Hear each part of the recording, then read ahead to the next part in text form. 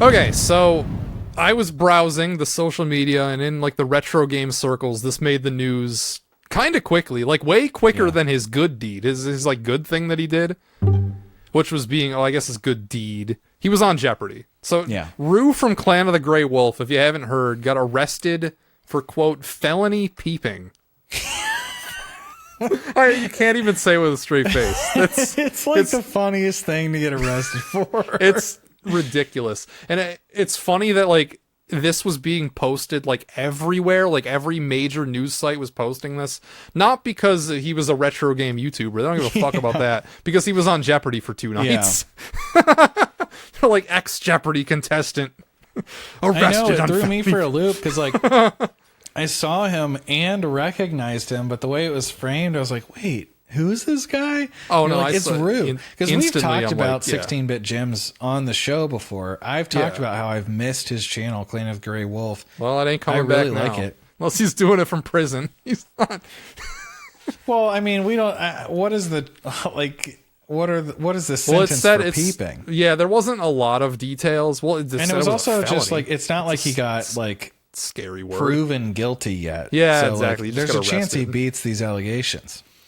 It's fun, but like the only details we have is like he was installing cameras in a bathroom and bedroom for this woman. Of this like woman. It's like, damn, what the fuck's going on in your life? They didn't even say woman. They did not specify. Oh, did they not? I mean, they didn't specify. They didn't give any details. I think you're right. They just said victim. Yeah. Yeah. And like the victims. Someone right. Victim was the word they yeah. used. Yeah. So like, I'm open to hear more information because there's really nothing there. Imagine like your life though, like fucking where you're doing like legitimately a Revenge of the Nerds plot. Yes. Yes. In real life, you're just like, what the fuck are you doing, man? Yeah. It's so Some stupid. of the people roasting him online, she was like, you're telling me this guy was a peeper? It is. I mean, if you don't know who he is and like you've never seen him before, it's like, okay, yeah, I could see it. Yeah, he does look like an extremely stereotypical nerd type. He does look like George McFly in Back to the Future looking through the window. That is. That's what I thought when I first saw the headlines. I'm like, wait, he was like looking in people's windows? What the fuck? Yeah, no. What's going on here? Yeah, he is I don't know, he is what he is. I would even listen to his podcast. Shit. I was into him. I was really into him. I thought his channel was great. I thought the length of the video, like he had a really good format for videos. Sure. Yeah. And it's funny, there are less of them than I thought when I went back and looked. Yeah, there's only like 30 episodes, yeah. 36 or so, yeah. Yeah, and like I've made double that. Well, not double that. I mean like 50 whatever every SNES RPGs. And it's like I haven't reached his level yet. In many ways, that was like a prehistoric ancestor to my series. So, we're linked in that way, I guess. That's true. Yeah, no, he had good scripts, I'd say, especially for the time. Yeah, he was all right. I mean, he was in the Retroware crew, so like, of course I was. I loved all of the Retroware type stuff. Yeah, of course, I was very into that website.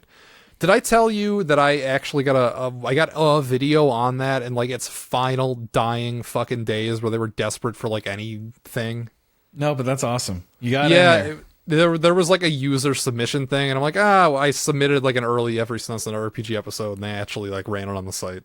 That's amazing. It didn't help at all because the site was dead at that point, but yeah, but it was pretty cool to see. It's like, oh look, I should have taken a screenshot or something or a picture. Oh look, there's my video on Retroware, and then immediately after it got sold to Screenwave, and I mean that might have been a year. Yeah, that might have been like a year or two after. Well, it wasn't on their YouTube channel; it was on their website. It's still just linked to my video. So, well, this there's really not too much more to say about that, but it does pivot into something that I've kind of wanted to talk about for a while. Which is? It is that the gaming content we enjoy is so fragile and can just be gone in a moment's notice. And sometimes it's like Rue, where he'll just stop uploading. That was like 10 years ago disappear. Now. Sometimes there's some drama, like if Rue was still posting and he then got arrested, then it's like, okay, this is done. But like, I mean, in a more somber note, it's like the fucking Game Chaser died. Yeah, he just fucking suddenly died. in like the prime of his fucking life. Just, man. Yeah. So like that happens in all sectors of YouTube as well. Yeah. But most of the time, it's not that. Most of the time, it's just kind of like a gradual, slow disbanding or death. Well, what I've found is that there's levels to this. There's people who are prolific and this is like their job and their career, and they tend to stick around longer because that's the incentive to stick around longer. But at like our level, at like the hobbyist to like high hobbyist level, what I've found, because I've been following a lot of people, I've known a lot of people in like the space who do this, what happens is you get like wherever you are in life, you carve out the time and the schedule and you commit to doing it for that like phase of your life. And then some life event happens and you can't keep it up. Yeah. It can be going from high school to college. It can be going from college to a job. It could be having a kid. It could be your parents dying. It could be any number of things which causes a shakeup to your status quo. That's what stopped my channel initially back in 2011. Yeah, just like life circumstances happen and you can't do it. Or it's like you start a buddy channel with like a roommate and then you move away and then that's that. And there's any number of things. A lot of times it's channels with more than one person involved. So I have a few things like Game Trailers was cool back in the day and then they shut down. But then they founded Easy Allies. Yeah. Right? And Easy Allies is still around, but it's kind of not. So it's weird. Whoa. That's one I wanted to talk about a little bit. Okay. So Ground Floor, I was all about Easy Allies. I was in from day one. And I really, really enjoyed their podcasts and like all their reactions and their videos back then. Like they just had like a lot of like kind of like waiting for Nintendo kind of content, but higher production value, more personality. Yeah. Well, I mean, it was their actual like job though, right? They were committing to it. That's true. Yeah. But in our defense, this ain't our job. Yeah, so. It's not. But it was just like a fun and exciting time, and I really enjoyed it. And then, what was it? A year and a half, or 2 years, or 2.5 years in, sometime in that window, when Kyle leaves. And big blow, biggest blow. It was a big blow. But the thing is, I still loved so much of the other guys and commentary, and like I still listened after he left, and it was still great. But it was a big blow, and like he didn't start back with his other channel for a while after he left. Like it was maybe a whole year later, but it's like then though, Brandon Jones left and then Ben left, and it was just kind of like one after another.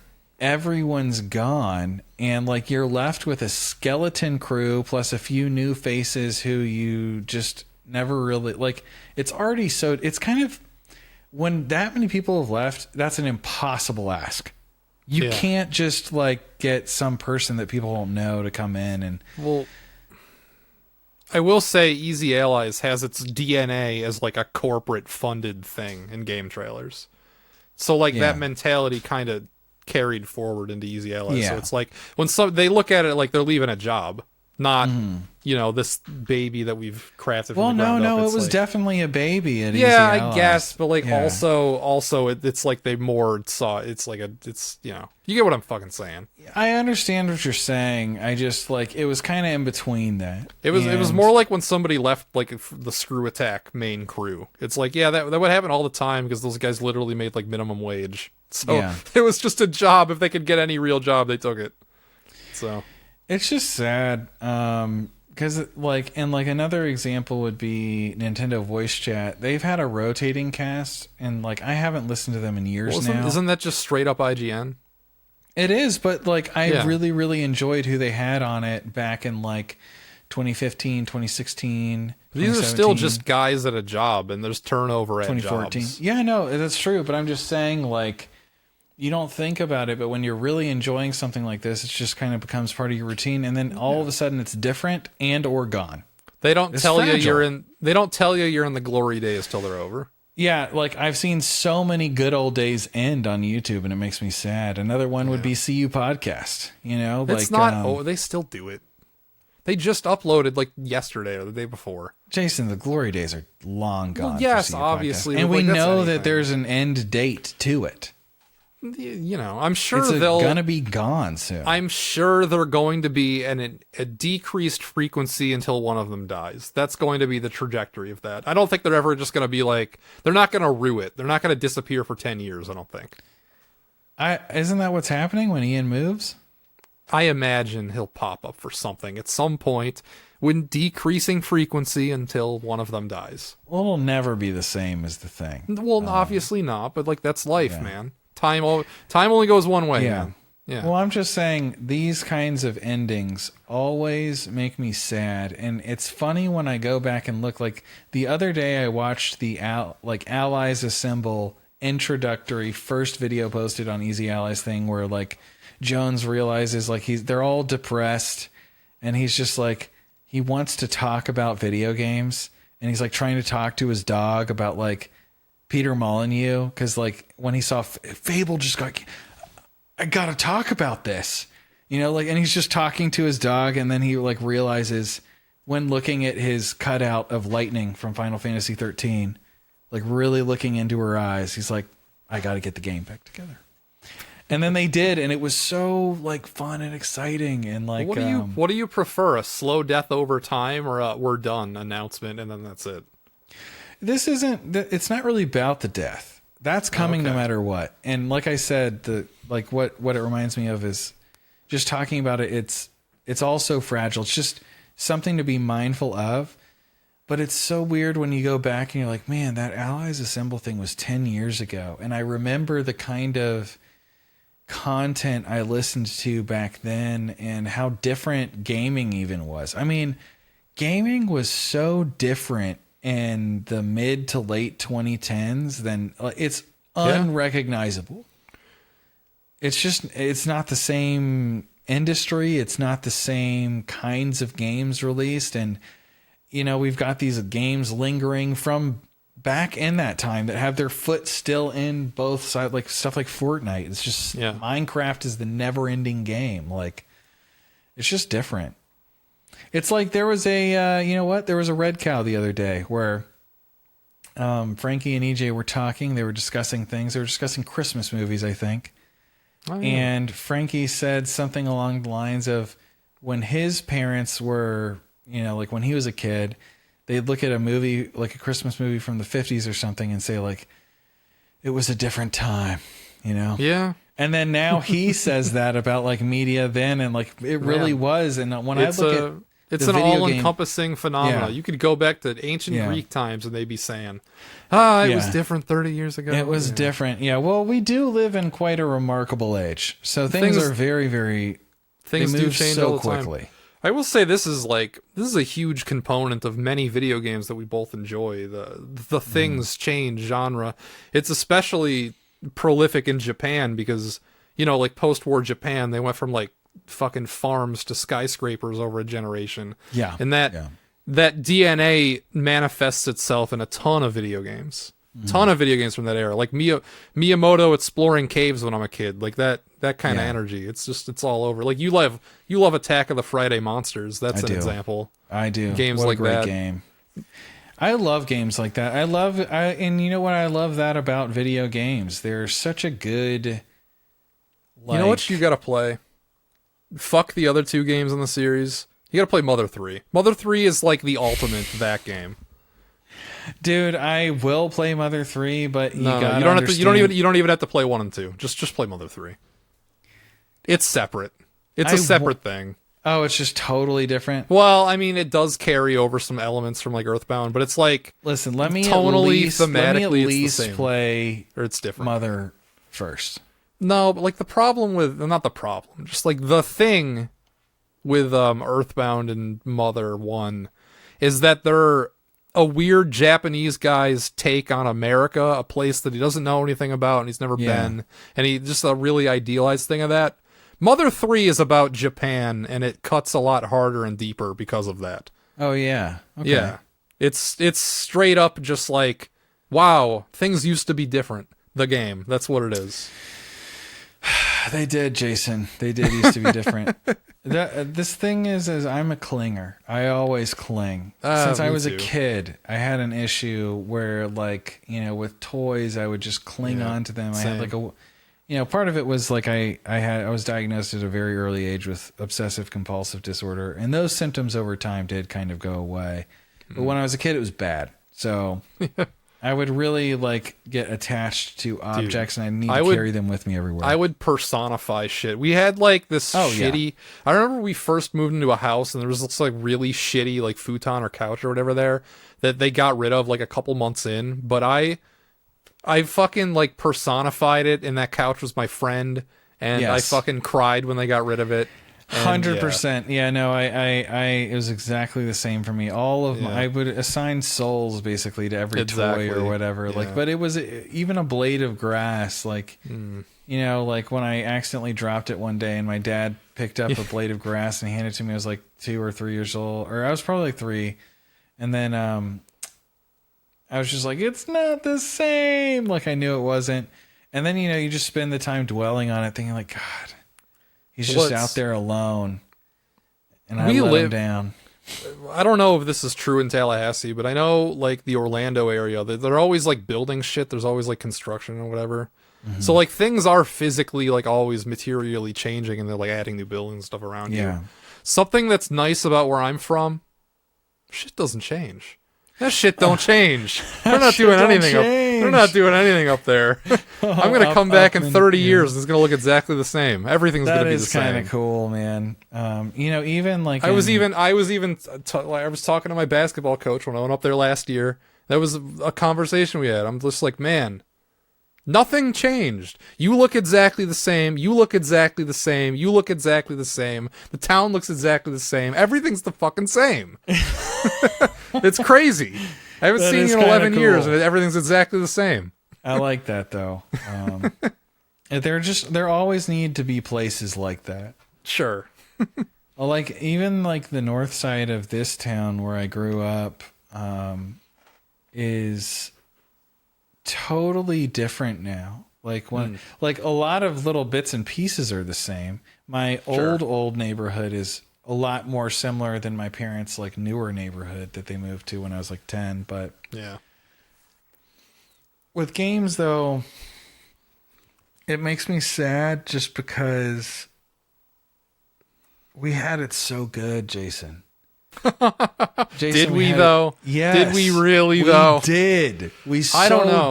In some ways, we have it better now. This is a 3DS with just every game on it. Just like all the games, and I can output it to a computer and like record it. All those games are of the past. They're of the times that I'm speaking of. It's not about the convenience of being able to play them and distribution. That's obviously better. It's about like what new things come out and how frequently that happens. We're just old. That's not true. Dude, it's not true. Somebody who's 16 right now, you are in the glory days. You are living in the glory days. Do not be sad you missed out on 2011. Be thankful you're here now. Well, yeah, be thankful you're here now, and yeah, there's an aspect to, you know, and any formative childhood experiences like that. I fell into this trap when I was a teenager, and I look back on it, it's so fucking cringe. I used to be distraught that I missed out on the 80s. I'm like, man, I wish I was in the fucking 80s. No, I don't wish I was in the 80s. Fuck that. I'm glad I'm here now. I never wished that for myself. I totally was. I was totally, I was born in the wrong time. I was totally one of them.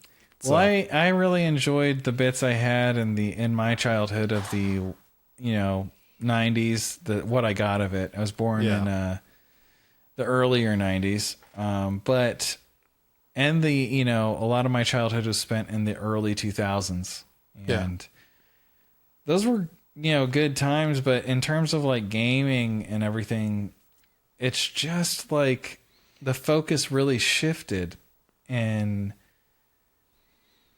like it started to change so heavily around like 2013, I want to say. People realized that forever games and subscription models, even if they don't, you know, make a lot of money up front, they're durable. It keeps bringing in money.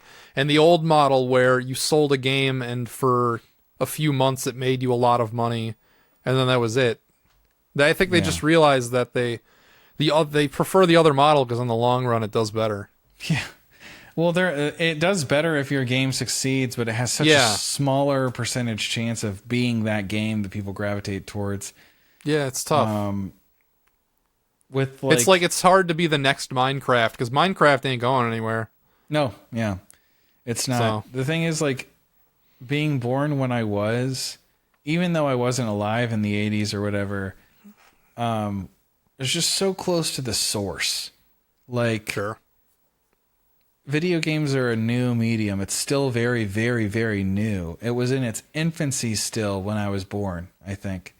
And it's kind of reaching, it's different levels of plateaus, as we go up there. But, by playing older games again and kind of diving into the stuff that was from like when I was too young to play games or from before I was born, I am just like, man, like, what a time to be alive this must have been for like the video game knowledgeable, enjoyable person. Like, no wonder Johnny Millennium is just like, I mean, that dude got to experience it all, in terms of like hashtag blessed.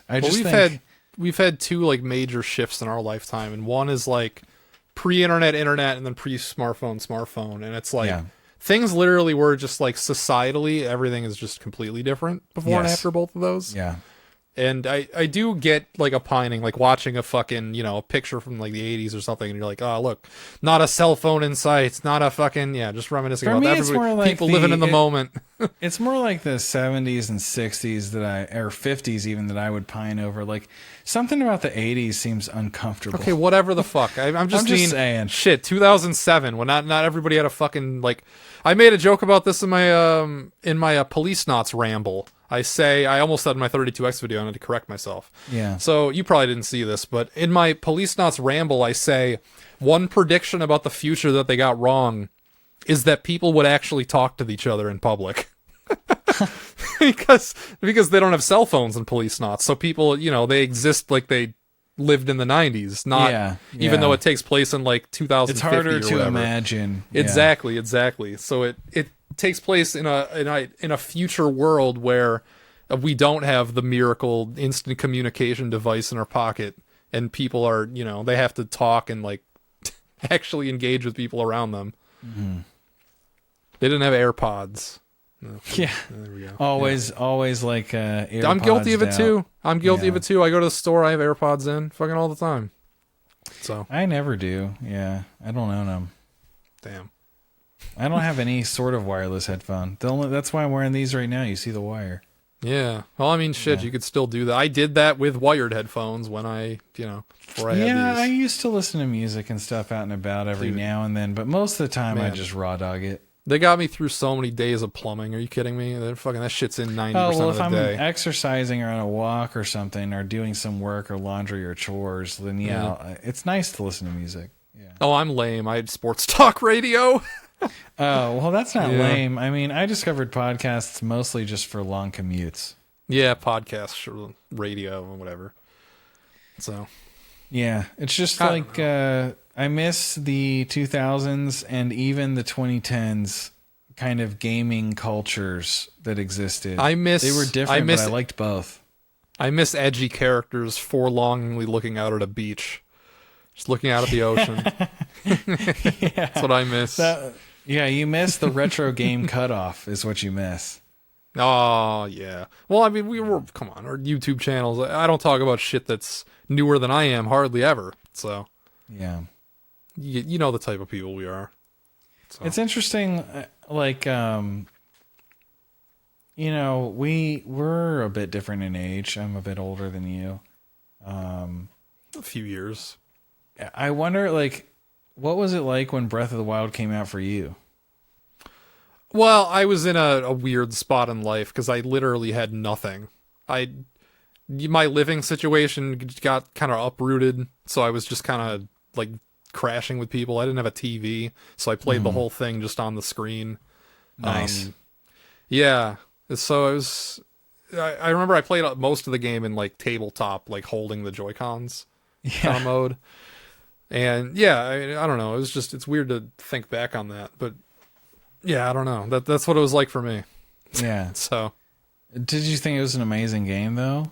Oh, of course. Yeah. I did. I thought it was fantastic. Yeah. Well, I thought it was just like a cultural experience. It was like everybody was going through the same thing at the same time, and everybody was super impressed, and it just felt like everybody was on the same page. It was like it's a rare event where like you go to your Switch friends list, and literally it's like 20 different people. Breath of the Wild. Yeah. Everybody's just doing Everybody you know is playing Breath of the Wild. Even people who were like curmudgeons and they're not getting the Switch, they're playing it on Wii U.